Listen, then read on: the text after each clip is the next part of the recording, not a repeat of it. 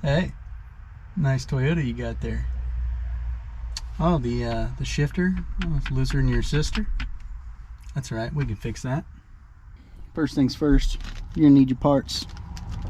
Just look it up. Toyota shifter bushing, whatever year. They're pretty much all the same, I think. I'm not, Wikipedia or nothing, but they all look the same from the little bit of internet browsing I did. Let's get the boots off of here. Knobs off. Get the yin yang spinny thing. Take these screws out.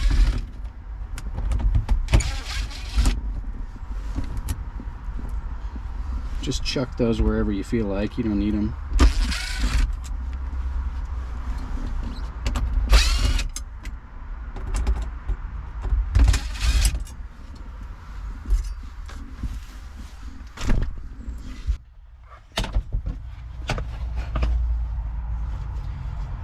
Okay, now we can see down in here. Alright, this thing is a dusty mofo. Let's clean her up.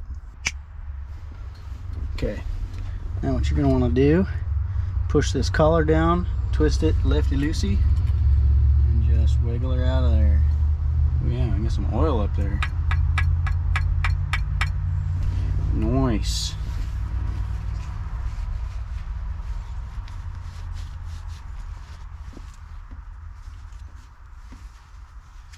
That thing's a little carved up. But this, ooh, I don't want to come off the end of there. How's that bottom one look? Non-existent? Pretty much. It actually might be non-existent. Let me get a pick, see if I can pick that out of there. Boy, look at that gunk coming out of there. You see that? A glob of nasty dirt, burnt grease. Is that even a seal?